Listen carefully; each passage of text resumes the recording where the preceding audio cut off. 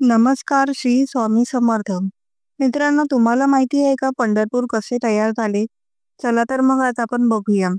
पंढरपूर हे अतिप्राचीन तीर्थक्षेत्र या भारत भूमीवरील पंढरपूर म्हणजेच पृथ्वीवरील वैकुंठ भारतांमध्ये असणाऱ्या सर्व साधू संतांचे ते माहेरघर. या पंढरपूरमध्ये भगवान श्रीकृष्ण आले आहे आणि त्यांना पांडुरंग या नावाने ओळखले जाऊ लागले. भगवान श्रीकृष्णांना विठ्ठल विठोबा या नावाने देखील ओळखतात. अनेक पुराणांमध्ये हे पंढरपूर नगर कसे निर्माण झाले याविषयी अनेक कथा सांगितल्या जातात. एकदा काय झाले, भगवान शंकर आणि पार्वती देवी हे आपल्या विमानातून जात होते. त्यावेळी पार्वती देवींना तहान लागली. भगवान शंकर आणि पार्वती देवी पाणी शोधण्यासाठी फिरत होते. फिरता फिरता ते एका वनात आले. त्या वनाचे नाव होतं दिंडीर वन. खूप शोधूनही त्यांना पाणी काही मिळालं नाही. म्हणून भगवान महादेवांनी आपल्या त्रिशूळाने तेथे जमिनीस एक भोग पाडले. त्यातून स्वच्छ गोड पाणी बाहेर पडले. ते पाणी पार्वती देवी प्याली आणि आनंदित झाली. पुढे या ठिकाणाला नाव मिळाले लोहदंड क्षेत्र. गौतम नावाचे एक ऋषी होते. त्यांच्या पत्नीचे नाव अहिल्यादेवी होते. ती दिसायला खूप सुंदर होती, तसेच पतिव्रत देखील होती.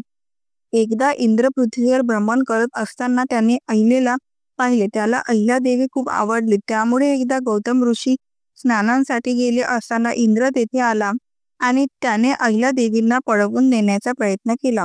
तेवढ्या तेथे गौतम ऋषी आले. त्यांनी इंद्राला अडकवले आणि शाप दिला, तुझ्या अंगाला 1000 भगे पडतील. या शापाने इंद्राच्या शरीरावर हजारो भगे पडली. इंद्र खूप घाबरला आणि नंतर तो भगवान विष्णूंना शरण गेला. तेव्हा भगवान विष्णूने त्याला एक लोहदंड दिला व त्यांना सांगितले की पृथ्वीवर ज्या तीर्थात हा लोहदंड तरंगेल त्या तीर्थ स्नान कर, म्हणजे तुझे शरीर होते तसे होईल.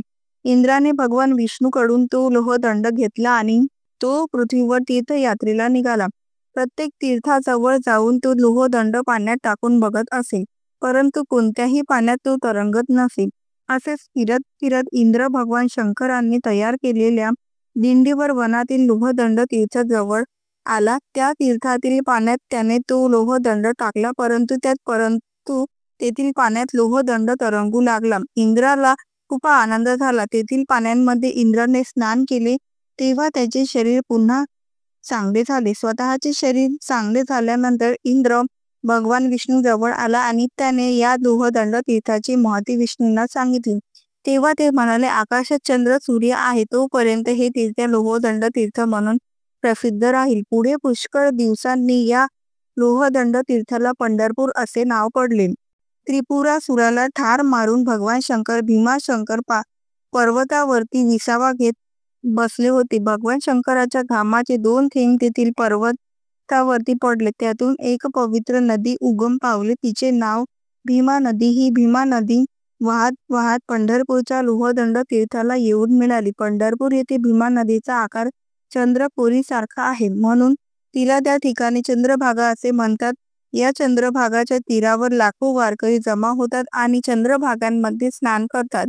या पंढरपूरमध्ये भगवान श्रीकृष्ण पांडुरंगाच्या रूपाने कायमचे राहायला आले आणि या चंद्रभागेच्या तीरावरती पंढरपूर